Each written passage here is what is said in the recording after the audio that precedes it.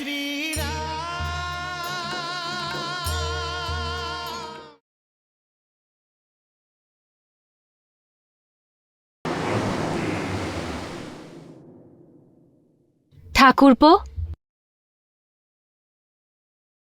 প্রণাম বৌদিমণি। আপনার কল্যাণ হোক ঠাকুরপো। আমার কল্যাণ তো জ্যেষ্ঠ লঙ্কেশের কল্যাণের মধ্যেই নিহিত আছে বৌদিমণি। এর অর্থ আপনার মনে সন্দেহ আছে যে লঙ্কেশের কল্যাণ হবে না? শুধুমাত্র আমার মনেই নেই বৌদিমণি, আপনার মনের মধ্যেও এই সন্দেহ আছে। আর তার কারণ হলো সীতা। আর সেই জন্যই তো আপনি আমার সঙ্গে দেখা করতে এসেছেন। আমি এটা জিজ্ঞাসা করতে এসেছি, ওই সমাচারটা কি সত্য? এটাই তো বৌদিমণি। দুর্ভাগ্যবশত গুপ্তচরদের আনা সংবাদটা একেবারেই সত্য বৌদিমণি। শ্রীরাম কেবলমাত্র একটা বাণ দিয়েই 7টা তালগাছের মাথা ভেদ করেছেন।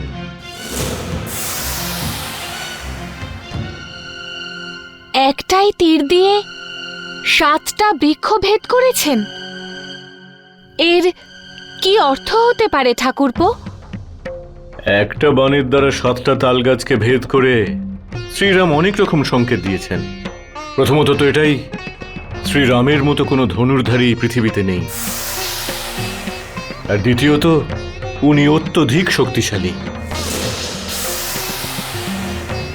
নিজের কোনো হিতৈষী অথবা মিত্রকে নিজের শক্তি আর সামর্থ্যের প্রদর্শন করার জন্য শ্রীরাম এই অদ্ভুত কার্য সম্পন্ন করেছেন। হিতৈষী? মিত্র? সে কে ঠাকুরপো? বানররাজ সুগ্রীব, যার পত্নীর অপহরণ তারই জ্যেষ্ঠ বানররাজ বালি করেছেন। শ্রীরাম আর সুগ্রীব দুজনের ব্যথা আর দুঃখ একই বৌদিমণি। আর এটাই সেই কারণ যার জন্য দুজনের মধ্যে মিত্রতা হতে পারে। আর বালি আমার জ্যেষ্ঠ দশাননের বন্ধু, সেই জন্যই শ্রীরাম ওকে নিজের শত্রু মনে করেছেন আর সুগ্রীবকে নিজের মিত্র। পরবর্তী সংবাদ যদি বালির মৃত্যুর আসে, তাতে আমি বিন্দুমাত্র আশ্চর্য হব না বৌদিমণি। আর তার সঙ্গে সঙ্গেই কিষ্কিন্ধার রাজাও সুগ্রীবই হবেন। অর্থাৎ? অর্থাৎ শ্রীরামের প্রত্যেকটা পদক্ষেপ জানকী সীতাকে খুঁজে বের করার উদ্দেশ্যে অগ্রসর হচ্ছে। আর জ্যেষ্ঠ শ্রী দশাননের সঙ্গে যুদ্ধ করার জন্য শ্রীরাম বানরকুলের সাহায্য নিচ্ছেন।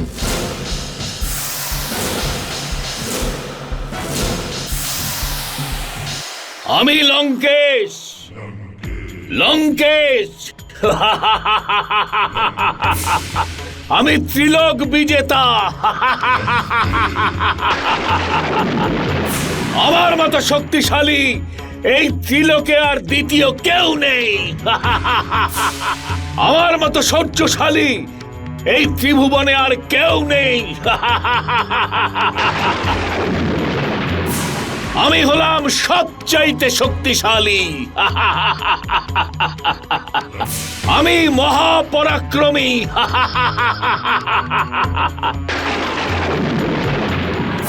বীরত্বের দ্বিতীয় নাম লঙ্কেশ।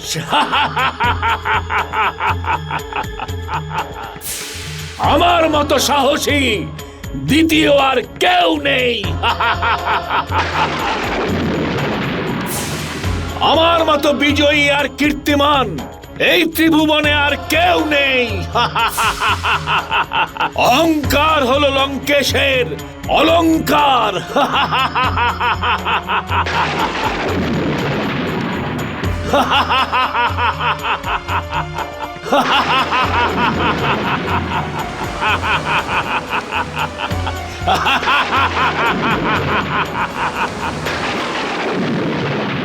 আপনার ভ্রাতার এই অহংকারের জন্য আমার ভয় করছে। সীতার সাহস আর আত্মবিশ্বাসের জন্য আমার ভয় করছে। একটা তীর দিয়ে 7 বৃক্ষকে ভেদ করেছেন রাম, তা জেনে আমার ভয় করছে। আর লঙ্কেশের সবকিছু না জানার ভান দেখে আমার ভয় করছে ঠাকুরপো। ঠাকুরপো, আমি পুত্র মেঘনাথকেও বললাম নিজের পিতাকে বুঝিয়ে সসম্মানে সীতাকে শ্রীরামের কাছে পাঠিয়ে দিক, কিন্তু ও মানা করে দিল।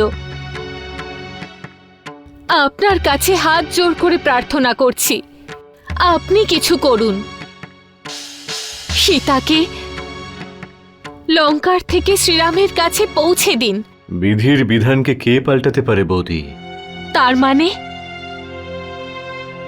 সে এক সময়ের কথা, যখন জ্যেষ্ঠ দশানন কুবেরকে পরাজিত করে তার কাছ থেকে তার পুষ্পক রথ ছিনিয়ে নিয়েছিলেন, আর সেই রথ দিয়ে আকাশ পথে উনি বিহার করতে বেরিয়েছিলেন।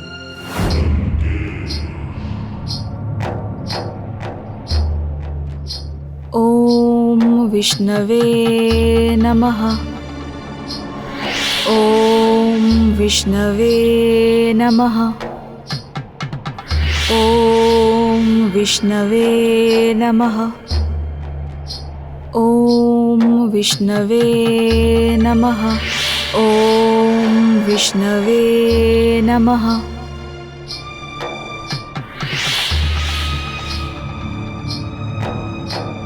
ওম বিষ্ণবে নমঃ। ওম বিষ্ণবে নমঃ। ওম বিষ্ণবে নমঃ। ওম বিষ্ণবে নমঃ।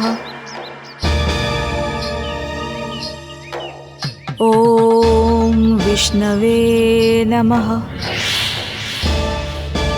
ওম বিষ্ণবে নমঃ। ওম বিষ্ণবে নমঃ। ওম বিষ্ণবে নমঃ। ওম বিষ্ণবে নমঃ। সুন্দরী,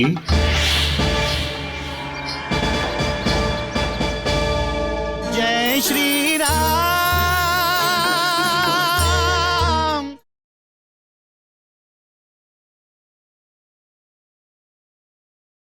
जय श्री राम।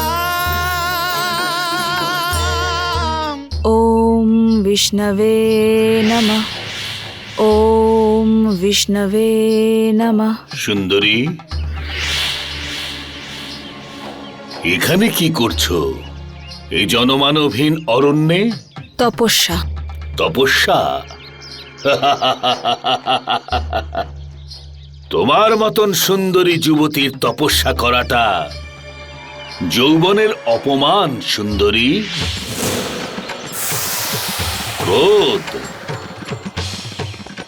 তোমার এই ব্যবহার আমার মতো সৌন্দর্য প্রেমী রূপ আর যৌবনের পূজারীকে অসম্মান করছে। সুন্দরী, আমার নাম সুন্দরী নয় দশানন, বেদবতী। অর্থাৎ তুমি আমাকে চেনো? তপস্যার প্রভাবে ত্রিলোকে ঘটা সব ঘটনার জ্ঞান আমার আছে। ও, কিন্তু তুমি তপস্যা কেন করছো? আমি দেবগুরু বৃহস্পতির পুত্র, অতুল তেজস্বী ব্রহ্মঋষি কুশধ্বজের পুত্রী। আমার পিতা বেদভ্যাস করার সময় আমার নির্মাণ করেছেন। দেবতা, গন্ধর্ব, রাক্ষস, যশ সবাই আমাকে বিবাহ করতে চান, কিন্তু আমার পিতা ভগবান শ্রী বিষ্ণুকেই নিজের জামাতা বানাতে চান। সেই জন্য আমিও ভগবান শ্রী বিষ্ণুকে পাওয়ার জন্য তপস্যা করছি। বুদ্ধি আর সৌন্দর্য, এদের উভয়ের মধ্যে কোনো সম্বন্ধ নেই। সুন্দরী, এটা জ্ঞানী আর বিদ্বানরা বলে। তুমি তোমার ব্যবহার দিয়ে সেটাই সমর্থন করছো। সুন্দরী, তুমি তোমার অনন্ত যৌবন নষ্ট করছো ওই বিষ্ণুর জন্য, যে তোমার যৌবন আর সৌন্দর্যের কোনো মহত্বই দিচ্ছে না। এদিকে দেখো সুন্দরী, একটু এদিকে তাকিয়ে দেখো।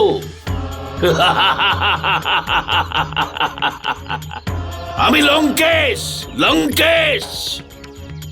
বল, সামর্থ্য, শৌর্য, পরাক্রম, এই সব কিছুর মধ্যে 3 লোকে এমন কেউ নেই যে আমার সমকক্ষ হতে পারে।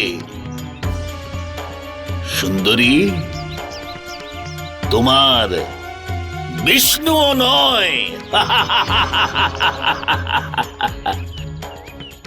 দেবী, তুমি আমার পত্নী হয়ে যাও।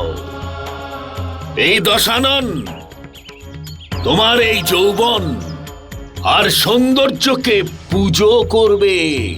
লঙ্কেশ, ভগবান শ্রী বিষ্ণুকে বরণ করা আমার জীবনের একমাত্র উদ্দেশ্য। এটাই আমার প্রতিজ্ঞা। শ্রী নারায়ণই আমার স্বামী হবেন, অন্য কেউ নয়। তুমি এই মুহূর্তে এখান থেকে চলে যাও। তুমি লঙ্কেশকে অবজ্ঞা করছো। বেদবতী, লঙ্কেশ যেটা পায় না, লঙ্কেশ সেটা বলপূর্বক আদায় করে নেয়।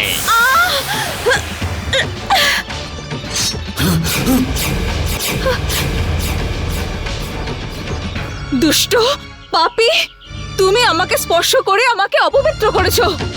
আমার আর জীবিত থাকার কোনো ইচ্ছে নেই, কিন্তু তোমার এই দুষ্কর্মের জন্য যদি আমি তোমাকে অভিশাপ দিই, তাহলে আমার তপবল ক্ষীণ হয়ে যাবে। সেই হেতু লঙ্কেশ, আমি এরকম করব না। আমি তোমাকে অভিশাপ দেব না। তোমাকে বধ করার জন্য আমি পুনর্জন্ম নেব, আবার জন্ম নেব লঙ্কেশ। আমার তপবল আর প্রাপ্ত করা পুণ্যের দ্বারা এক ধর্মনিষ্ঠ পিতার পুত্রী হব আমি, আর তোমার সর্বনাশের কারণ হব আমি।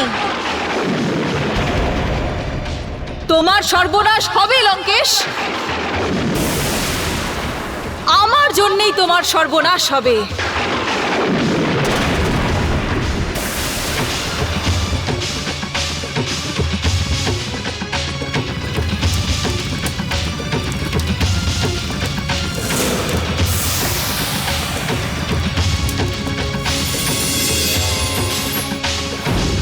বৌদিমণি, আমাদের জ্যেষ্ঠ লঙ্কেশকে বেদবতী যা যা বলেছিলেন ঠিক সেই রকমই হলো। উনি মিথিলা রাজ জনকের কন্যা হয়ে জন্ম নিলেন। রাজা জনক এই অদ্ভুত কন্যাকে ভূমি থেকে পেলেন, যার নাম রাজা জনক সীতা রাখলেন। অর্থাৎ সীতা পূর্বজন্মের সেই নারী? হ্যাঁ বৌদিমণি,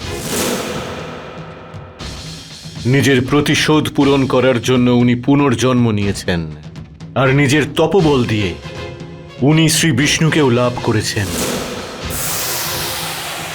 প্রভু শ্রীরাম ভগবান শ্রী বিষ্ণুরই মনুষ্য অবতার।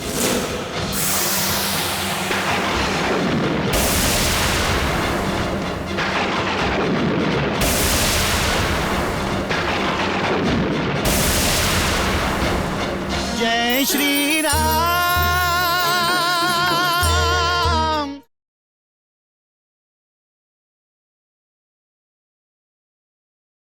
जय श्री राम।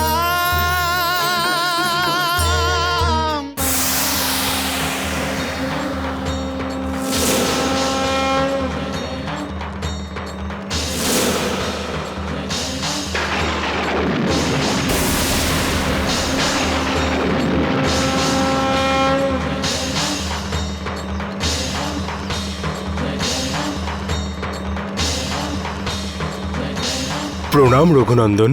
প্রণাম মিত্র। মহারাজ সুগ্রীব, আজকে আপনি বালির সঙ্গে যুদ্ধ করবেন, কিন্তু আজ আমি ভ্রমিত হব না, কারণ যুদ্ধের পূর্বে আমি আপনাকে পুষ্পের মালা পরাব।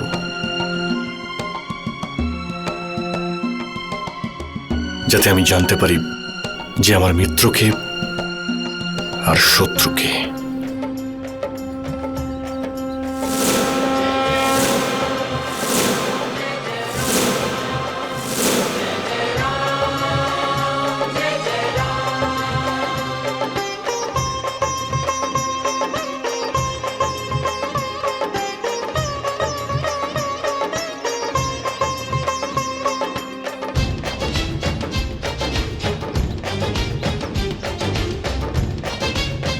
এই পুষ্পের মালা না ছেড়ে যাবে আর না শুকিয়ে যাবে। মহারাজ সুগ্রীব, বিজয়ী ভব।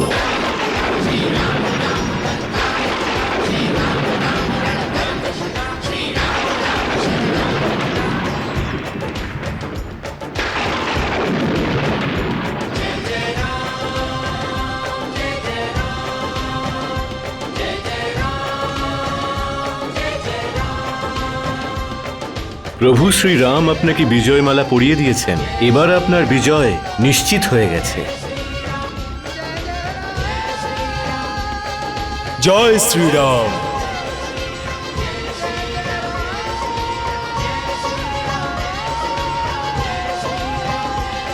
চলো মিত্র, বালিকে যুদ্ধের জন্য আহ্বান করো।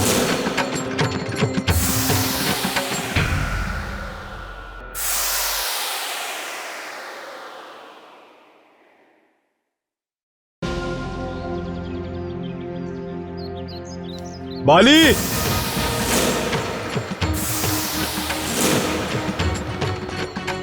অহংকারী বালি, আমি তোমার অহংকারের সহিত তোমাকেও বিনাশ করতে এসেছি। বাইরে এসো।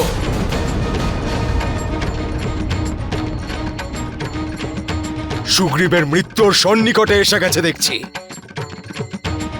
তারা আজ তোমার বোন রোমা বিধবা হতে চলেছে, বুঝলে? এই সুগ্রীবকে আজকে আমি জীবিত ছাড়বো না, আর না তো আমি আজকে ওকে জীবিত পালাতে দেব। স্বামী, আপনি যাবেন না স্বামী। আপনার ক্রোধ সংবরণ করুন। আমার এই অনুরোধ মেনে নিন আপনি। কাপুরুষের মতো কোথায় লুকিয়ে আছো তুমি? হ্যাঁ, বালি, বাইরে এসো। শুনলে শুনলে তুমি? উনি আপনার ভ্রাতা, ক্ষমা করে দিন ওনাকে। আপনি তো বড় স্বামী। বড় হওয়ার মানে এটা নয় যে আমি বারবার ওর কটূক্তি শুনতে থাকবো। ও বারবার আমাকে যুদ্ধে আহ্বান করবে, আর আমি কাপুরুষের মতো নিজের কক্ষে বসে থাকবো। আপনাকে কে ভীতু বলছে? জগৎবাসী জানে এই ত্রিভুবনে আপনার সাথে লড়াই কেউ করতে পারে না, কিন্তু শক্তির সাথে সাথে বিবেকেরও প্রয়োজন স্বামী। একটু ভাবুন, এক মুহূর্তের জন্য ভাবুন যে বারবার আপনার কাছে পরাস্ত হয়ে যুদ্ধক্ষেত্র থেকে পালিয়ে যাওয়া সুগ্রীব কোন শক্তির জন্য বারবার আপনাকে আহ্বান জানাচ্ছে। আমার তো অঙ্গদের কথা মনে পড়ছে। উনি আমাদের সাবধান করেছিলেন যে হনুমান দুই মানব তপস্বীদের সুগ্রীবের সহায়তা করার জন্য। এ কি হয়েছে তোমার তারা? এই দুই তপস্বী এখন বালির সাথে যুদ্ধ করবে।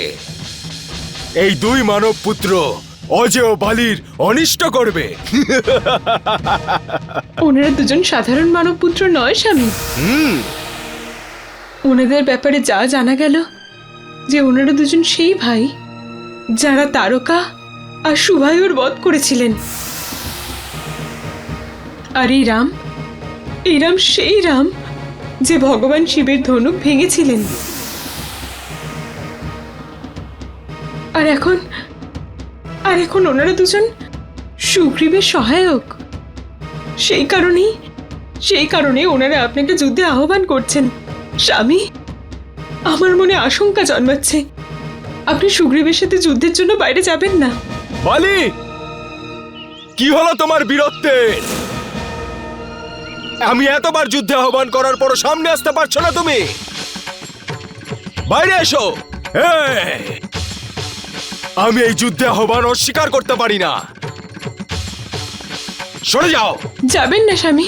না, আমি সুগ্রীবকে জীবিত রাখবো না। দাঁড়ান স্বামী, আপনি একটা জিনিস ভুলে যাচ্ছেন স্বামী।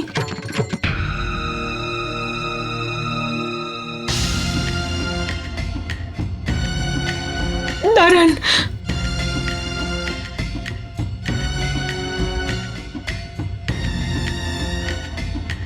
আপনার পিতা দেবরাজ ইন্দ্রর থেকে প্রাপ্ত এই বিজয়ের মালা আপনি পরে নিন স্বামী। বালি, আমার কণ্ঠস্বর শুনে ভয় পেয়ে গেছো নাকি?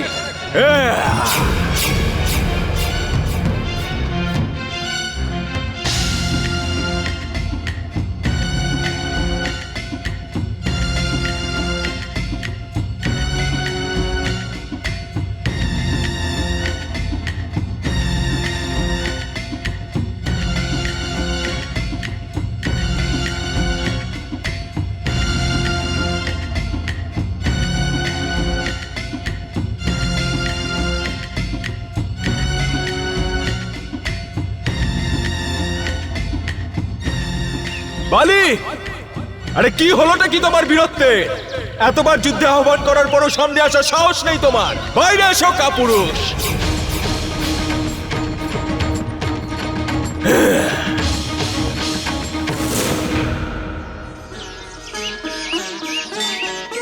जय श्री राम